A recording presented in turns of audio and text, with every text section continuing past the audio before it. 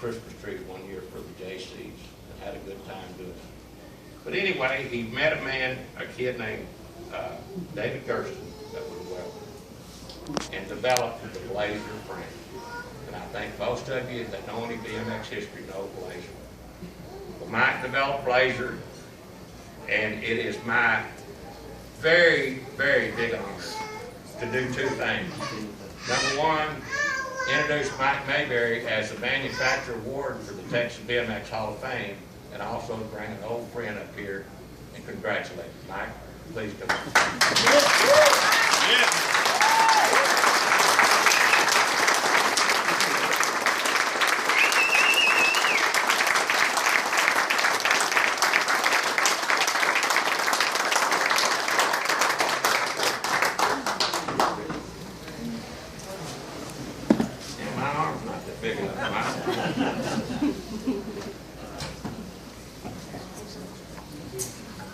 Thank you, Gene.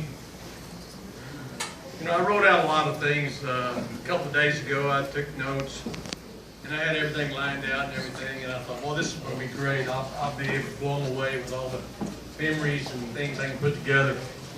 And it's all up in the room, in the hotel room. I just left it all up there because it's not about trophies. It's not about winning races that makes all this so unbelievable. Each and every one of us have a memory that will always be a part of us because it's the only sport that you can think of that brings the whole family together. And so you're factory sponsored by mom and dad, grandpa, whoever, but you've got those memories, and those memories are not of the trophy you won. Many of you just gave your trophy away as soon as you finished the first come across the line. But it was the memory of the traveling. It was a memory of your friends. It was the memories of those wild times in the hotels. It was those getting mooned on a Texas tour. It was all those different things that really made it special for us. Gene hit it right. I used to be a logging contractor, and it was a great business. I made a bunch of money, but I wanted to do something that was fun, so I opened up a bike shop called Wheel World. There at the front of the Angelina Mall in Lufkin, Texas. And we sold skateboards and Puck mopeds and bicycles and Raleighs. All right, we didn't know anything about BMX. And one day a young man walks in and he says, I'm from California, and he's got a magazine rolled up tight in his hand. And he opened that thing up, and he had BMX all about, how these little guys running these BMX racing. We didn't know anything about it, but he said, this is what we do in California. And so I thought, well, I'm going to look up in my catalog and I'll order a Raleigh BMX bike. I thought, just order one, just see how this goes, you know, because we don't know what this is. And so we ordered it, and it came in, and when it came in, and I put it together, there was no fenders. There was no fenders, there was no basket, there was no little bell on it, there was no banana seat, there was no kickstand, there was nothing. And I had it I had to stand up against something, and we, you know, to get it for somebody to see it. And nobody would buy it, and I actually finally put a radio on the handlebars to get somebody to buy that bike in Lufkin, Texas. But eventually somebody bought it. And then, I don't remember how I got in touch with the cowboy. Mr. Gene Roden, the reason why BMX is in Texas. He came down on that pre-Christmas night, and I didn't know how broke he was. You know, he came down, but he came down with a story, and I had about 25 parents, and I think the Gambles were there, and her family was there, and different ones. But I started mainly putting everything together for my son. My son in the bike shop, and the skateboards and all that was for my son, Scott Stewart Mayberry, right over there. Raise your hand over there, Scott.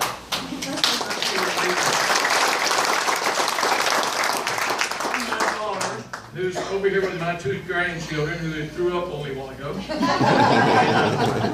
She's one of the original big wheel racers. There's a picture of her with a big wobbly helmet on, and when I did the cartoon character, Buford Big Wheel, she was kind of inspiration, even though I changed the ginger on that.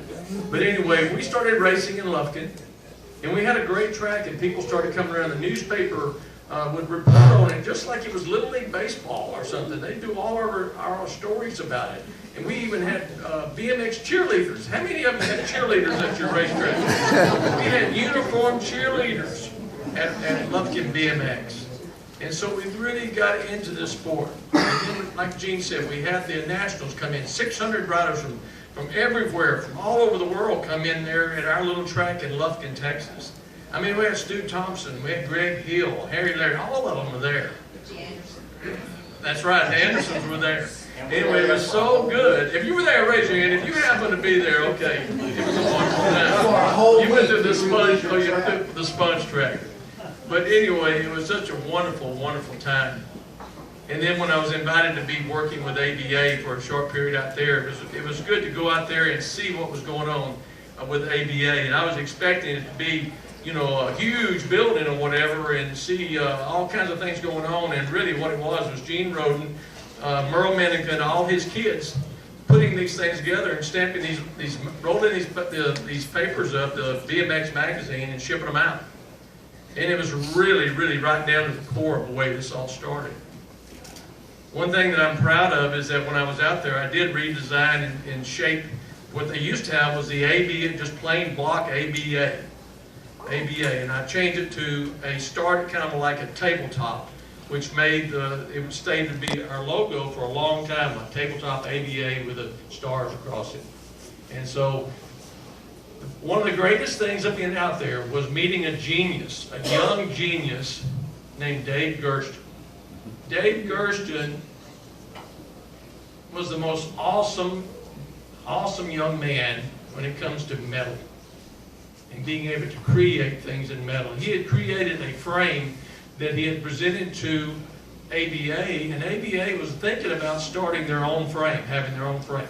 And it was called Blazer. It didn't look like the logo, but it was called Blazer. It was the lightest thing on the planet, but it was ugly. Ugly, ugly, ugly. It was orange, and had an orange one and a powder blue one. And the head tube had a little like an afterthought little strap that went around the top. You know, just kind of a little secured place that David kind of thought, well, I might need that. Anyway, they decided not to use Blazer because they were starting to get sponsors, and they didn't want to conflict with these, and so they just put that aside. So I was missing Texas. I'd go back to Texas. Somehow I convinced Dave Gersten to pack up all his belongings and all his equipment, all his tooling, and come to Lufkin with me. And we set up business. I was going through a failed marriage, and I moved in my mom and dad, and we spent all of our time. He was making frames. I decided to paint them in Emerald so I could compete with Mongoose. Remember, Mongoose had like a chrome frame with candy apple look, and it looked so gorgeous. Well, we came out with Emerald, and Emerald is, if you don't know what that is, that's what they paint jet engines with on the nose, so that's because it's real durable.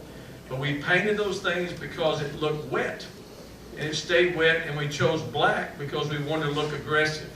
Our van was black. Our helmets were Simpson helmets. We were black. Everything was black. We even had the Jaws tape that we played when we come up to the racetrack to try to intimidate everyone. So that's the way Blazer happened. We started redesigning things. They would make them. I would market them. I would make the decals. I would do the design work. We put the factory team together. We sponsored people, and we started going everywhere we could find people to race. If you ever raced or ever rode, a Blazer, please raise your hand. I just like to see how many people are in here. It was such a wonderful, wonderful time of being able to do that. And then we started getting people like, which I call my second family, the Hill family. The Billy Hill family. Raise your hands over there. The Billy Hill family.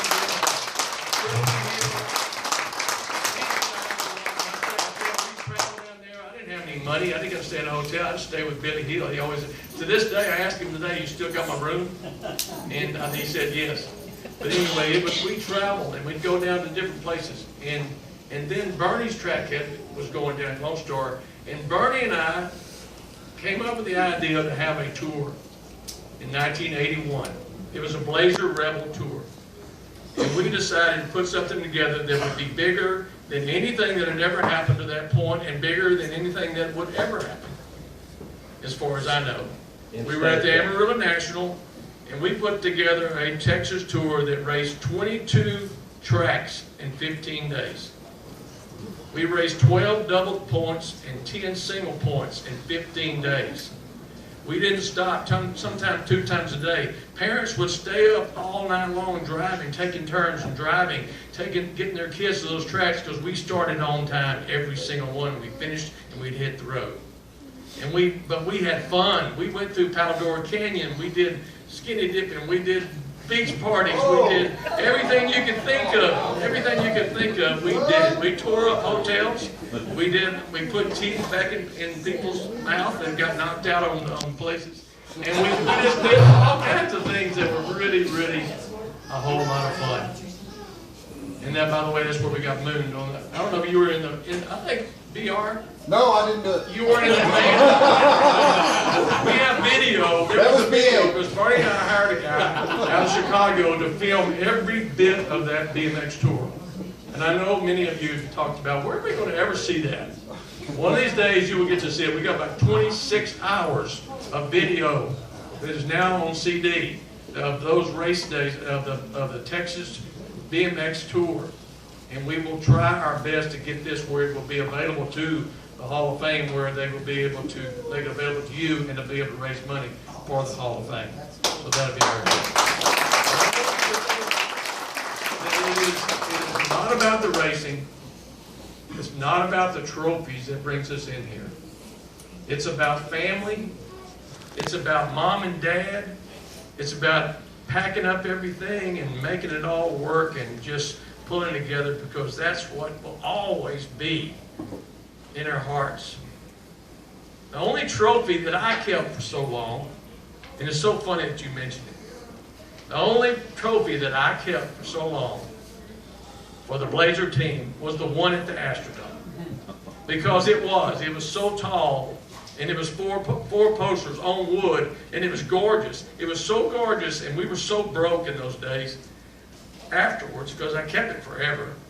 And my little daughter, Meredith, where's my daughter Meredith? Back over my tricycle, darling, with my 2 grandchildren. She will tell you that one year we were so broke we couldn't afford a Christmas tree, Gene. You know, we sold Christmas trees. This another year we couldn't afford the Christmas tree. So you know what we decorated? We decorated the first place trophy that Blazer won at the Astrodome. So thank you so much. But anyway, I just want to say, all of this will always be part of me. All of this will always be part of you. Because it was a time that it's so hard to repeat. I don't want to take anything away from the racing that goes on today and the awesome things that are happening today. But when we were racing, everybody was family. Everybody was family, and everybody was pulling together, and you could get fed in any direction, anywhere you went. You could get a Band-Aid put on you. You get whatever was going on, because it was all family. Yep. And we enjoyed it, and we did it for the fun. We didn't do it for the trophies. We certainly didn't do it for the money, because if you were a track operator, you weren't making any money. So anyway, thank you. On behalf of myself and my long-lost partner, Dave Gersten, wherever he may be tonight, God bless you, Dave, for contributing to Blazer Racing, the sport of BMX, the starting gate, the little machine he had for staging, and all the things that gentleman came up with. Wherever you are tonight, Dave Gersten, God bless you. God bless you. God bless you. Thank you for this.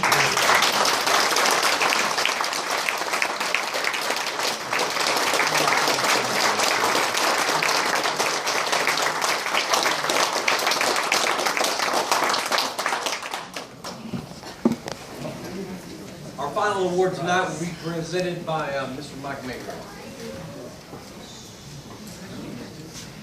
Okay, all right. I have nothing else to say, I'm sorry.